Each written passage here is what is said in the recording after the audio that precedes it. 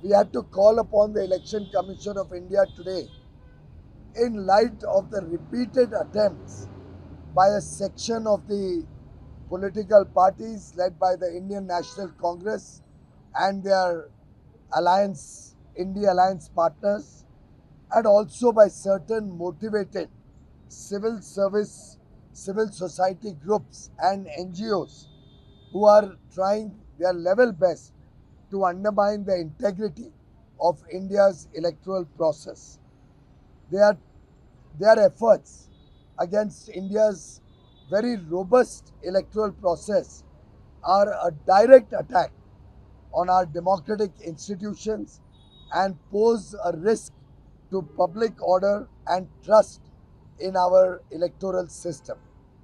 We Indians are extremely proud that for 30 years now, we have had an unblemished track record in which elections are held in a free and fair manner, elections are held in an orderly manner, and the world today looks up to India's electoral system as one of the most robust, transparent, and high integrity election systems.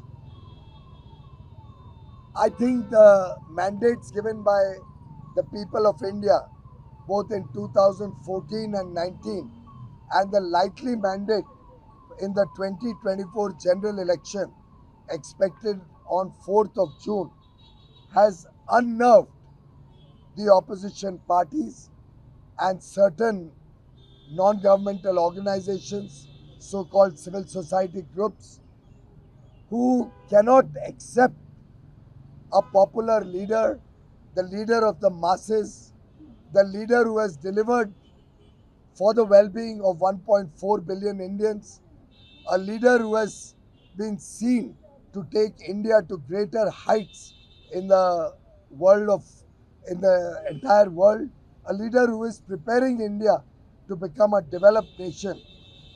That leadership is unacceptable to certain persons, certain organizations, and they are continuously coming out with a toolkit to undermine India's institutions, be it the Supreme Court of India, be it our various regulatory bodies, be it the Election Commission of India. Election commission का exit poll के साथ क्या रिश्ता है? Election commission जो है देश भर में जो चुनाव होते वो करवाते, एग्जिट पोल तो वो नहीं करवाते। एग्जिट पोल तो प्रोफेशनल एजेंसीज करवाते हैं। हाँ, ये सही है कि जो एग्जिट पोल आया है अभी, उसके जो डायरेक्शन है उसके जो आंकड़े हैं वो राहुल गांधी जी को नहीं पसंद, कुछ और राजनीतिक दल उनको भी नहीं पसंद। पर उनका क्या रिएक्शन? उनको कह रहा है, वो कहते हैं कि एग्जिट पोल के आंकड़े और जो सही माने में 4 तारीख को परसों जो इलेक्शन रिजल्ट्स आएंगे उसमें बहुत अंतर होगा तो फिर आप उस समय आप सही प्रूव हो जाएंगे। आपने पहले ईवीएम पे डाउट उठाया था, आपने कहा ईवीएम ठीक नहीं है। किसी ने पूछा जब आपको ये चुनाव जीतते हैं तब ईवीएम ठीक कैसे होते हैं, स्टेट असेंबली इलेक्शन अगर आप जीतते हैं। दूसरा, उन्होंने कहा कि ये आप ये करने जा रहे हैं, वो करने जा रहे हैं। देखिए, इलेक्शन कमीशन का एग्जिट पोल से कुछ लेना देना नहीं है।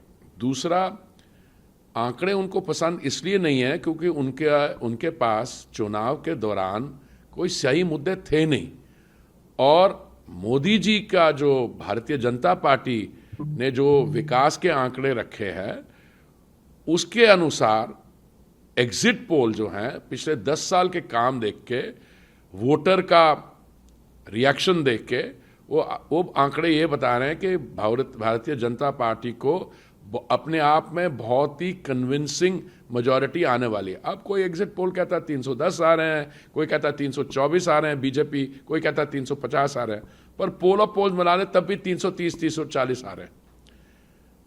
जहां तक विपक्ष है, विपक्ष में 3 पार्टियों को मैं लेता हूं। टीएमसी का तो ऑलमोस्ट वाइप आउट आ रहा है वेस्ट बंगाल में। अगर वेस्ट बंगाल में भारतीय जनता पार्टी की 28 सीट आ जाती है, या 25 या 26 भी आती है, तो टीएमसी कहां रहेगी? दूसरा, कर्नाटक में जहां पे कांग्रेस का राज्य है, कांग्रेस सत्ता में है, वहां पे भारतीय जनता पार्टी का वोट शेयर 52% आ रहा है, केरला में हमारा 22% आ रहा है। और अगर आप देख लीजिए तो अपने आप में भारतीय जनता पार्टी दक्षिण राज्यों में मिला के सिंगल लार्जेस्ट पार्टी बनने जा रही है। पहले हमारे बारे कहा जाता था कि बीजेपी नॉर्थ इंडियन पार्टी है, बनियों की, ब्राह्मणों की पार्टी, अब पैन इंडिया पार्टी है। साउथ में भी उसकी प्रेजेंस है, ईस्ट में ज़बरदस्त शोइंग है, वेस्ट में है, नॉर्थ में। तो ये आंकड़े जो हैं ये एक सेंस ऑफ डायरेक्शन बताते हैं